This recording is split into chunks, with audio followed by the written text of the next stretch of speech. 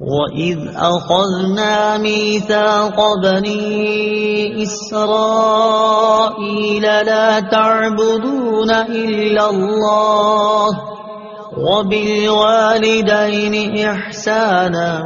وَذِي الْقُرْبَى وَالْيَتَامَى وَالْمَسَاكِينِ وَقُولُوا لِلنَّاسِ حُسْنًا وَأَقِيمُوا الصَّلَاةَ وَآتُوا الزَّكَاةَ ثُمَّ تَوَلَّيْتُمْ إِلَّا قَلِيلًا مِنكُمْ وَأَنْتُمْ مُعْرِضُونَ۔ ترجمہ: اور یاد کرو جب ہم نے بنی اسرائیل سے عہد لیا کہ اللہ کے سوا کسی کی عبادت نہ کرو، اور ماں باپ کے ساتھ بھلائی کرو، اور رشتہ داروں، یتیموں اور مسکینوں کے ساتھ اچھا سلوک کرو، اور لوگوں سے اچھی بات کہو، اور نماز قائم رکھو اور زکوٰۃ دو۔ لیکن پھر تم میں سے چند آدمیوں کے علاوہ سب پھر گئے، اور تم ویسے ہی اللہ کے احکام سے منہ موڑنے والے ہو۔ وَإِذْ أَخَذْنَا مِيثَاقَ بَنِي إِسْرَائِيلَ، اور یاد کرو جب ہم نے بنی اسرائیل سے عہد لیا۔ تفسیر صراط الجنان میں ہے، یعنی اے یہودیوں وہ وقت یاد کرو جب ہم نے بنی اسرائیل سے تورات میں یہ عہد لیا کہ تم اللہ تعالیٰ کے سوا کسی کی عبادت نہ کرو، کیونکہ اس کے علاوہ اور کوئی عبادت کا مستحق نہیں، اور اپنے ماں باپ کے ساتھ بھلائی کرو، اور رشتہ داروں، یتیموں اور مسکینوں کے ساتھ اچھا سلوک کرو، اور لوگوں سے اچھی بات کہو، اور نماز قائم رکھو اور زکوٰۃ دو۔ لیکن اسے قبول کرنے کے بعد ان میں سے چند آدمیوں کے علاوہ سب اس عہد سے پھر گئے، اور تم بھی اپنے آباء و اجداد کی طرح اللہ تعالیٰ کے احکام سے منہ موڑنے والے ہو۔ اس سے معلوم ہوا کہ بنی اسرائیل کی عادت ہی اللہ تعالیٰ کے احکام سے اعراض کرنا اور اس کے عہد سے پھر جانا ہے۔ وَبِالْوَالِدَيْنِ إِحْسَانًا، اور والدین کے ساتھ بھلائی کرو۔ تفسیر صراط الجنان میں ہے، اللہ تعالیٰ نے اپنی عبادت کا حکم فرمانے کے بعد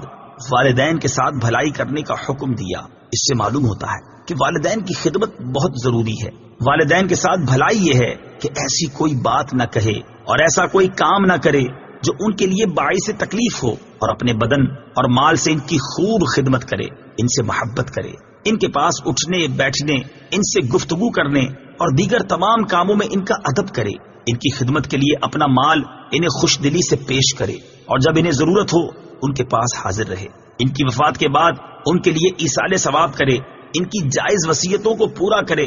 ان کے اچھے تعلقات کو قائم رکھے۔ والدین کے ساتھ بھلائی کرنے میں یہ بھی داخل ہے کہ اگر وہ گناہوں کے عادی ہوں یا کسی بد مذہبی میں گرفتار ہوں تو ان کو نرمی کے ساتھ اصلاح و تقوی اور صحیح عقائد کی طرف لانے کی کوشش کرتا رہے۔ حقوق والدین کی تفصیل جاننے کے لیے فتاوی رضویہ کی 24ویں جلد میں موجود اعلیٰ حضرت امام احمد رضا خان علیہ رحمت الرحمان کا رسالہ الحقوق لطرح العقوق، والدین، زوجین اور اساتذہ کے حقوق کا مطالعہ فرمائیں۔ وذی القربى، اور رشتہ داروں سے۔ تفسیر صراط الجنان میں ہے، حقوق العباد میں سب سے مقدم ماں باپ کا حق ہے، پھر دوسرے رشتہ داروں کا، اور پھر غیروں کا۔ غیروں میں بے کس یتیم سب سے مقدم ہے، پھر دوسرے مساکین۔ اسلام میں حقوق العباد کی اہمیت۔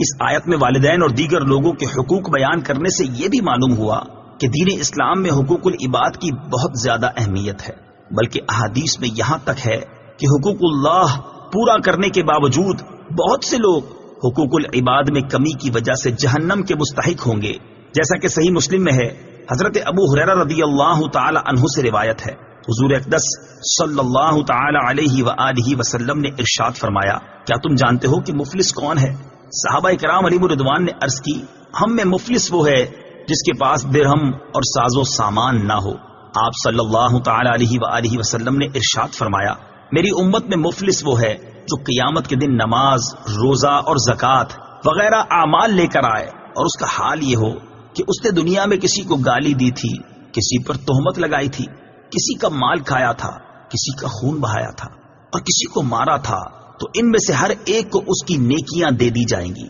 اور ان کے حقوق پورے ہونے سے پہلے اگر اس کی نیکیاں اس کے پاس سے ختم ہو گئیں تو ان کے گناہ اس پر ڈال دیے جائیں گے، پھر اسے جہنم میں ڈال دیا جائے گا۔ وَقُولُوا لِلنَّاسِ حُسْنًا،